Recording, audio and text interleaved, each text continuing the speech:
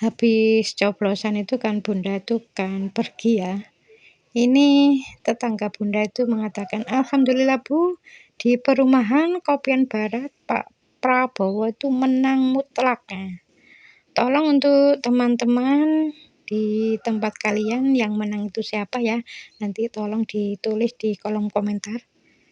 Jadi sebenarnya menang atau kalah itu bisa dipelajari. Jadi harus belajar masa lalu.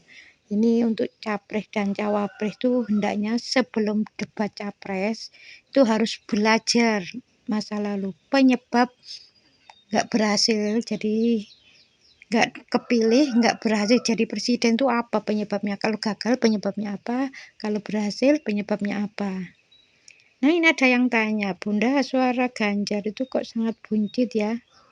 Gak sampai mencapai 20%. Kalau di tempat Bunda ya terus terang memang Pak Prabowo itu menang mutlak. Terus saudara-saudara Bunda yang di Jatiroto, yang di Purwosari, Sukoharjo itu Pak Prabowo menang mutlak. Jadi Pak Ganjar sama Pak Anies itu hanya beberapa puluh, tapi ini sampai di atas 100 ya. Itu kan selisihnya kan jauh ya. Jadi orang-orang yang selama ini menganggap quick count itu dikatain penipu, hantu, pembohong, pusatnya kejahatan dan lain sebagainya. Jadi quick count itu terdaftar resmi ya, mereka itu terdaftar resmi pakai metode yang nggak sembarangan loh. Jadi ya bagi yang kalah ya nggak usah keluar-keluar di sosmed, curang-curang. Kalau memang curang, bawa ke Bawaslu, nggak usah keluar-keluar di sosmed. Ini nanti bisa dosa loh orang yang membaca jadi muncul akhirnya, oh ternyata curang ya. Padahal ya belum tentu itu kecurangan. Zaman sekarang ini kan banyak ya. Jadi percetakan itu banyak. Bisa aja itu dicetak, datang ke percetakan langsung dicoblosin di video kan gitu. Jadi kalau nggak melihat secara langsung jangan gampang menyebar fitnah. Jadi calon menantu Bunda ini kan petugas KPPS ya. Jadi pekerjaannya itu berat sampai malam belum pulang. Padahal ya gajinya cuma 1.100.000, ada yang 1.200.000. Itu yang ketuanya ya, yang 1.200.000. Itu sih dibilang curang-curang. Nah, jadi petugas KPPS itu disumpah sebelum melaksanakan tugasnya itu disumpah. Nah, jadi ya nggak usah lah keluar-keluar seperti itu. Bagi yang menang nggak usah jumawa, bagi yang kalah nggak usah keluar-keluar curang-curang ya.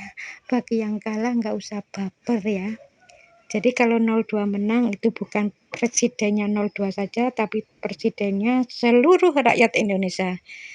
Jadi orang itu memang harus belajar ya, siapapun itu. Jadi misalnya capres, cawapres itu harus belajar. Misalnya ada presiden mencalonkan lagi kok menang, ya.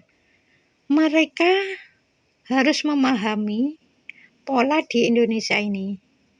Bagi orang yang tidak memahami pola di Indonesia adalah ketika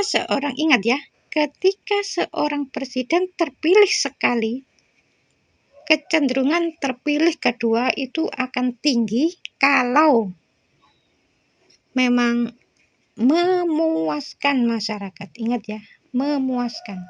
Tapi kalau sudah pernah jadi presiden, mencalonkan lagi nggak berhasil ya insya Allah ya karena nggak memuaskan. Jadi yang membuat kalah itu biasanya rata-rata karena sering menjatuhkan lawan secara personal. Ya nanti masyarakat itu kan menilai ini membalas apa enggak, dijahatin kok nggak balas ya. Orang kan jadi tertarik ya. Nah, akhirnya ya makanya ya wajar kalau Pak Prabowo sampai suaranya terbanyak ya di Jawa Timur itu terbanyak. Ya mudah-mudahan video ini ada manfaatnya ya. Jadi pesan saya untuk yang menang nggak usah jumawa, yang kalah nggak usah baper, nggak usah koar-koar, bilang curang-curang, itu dosa. Nanti bertanggung jawab di akhirat.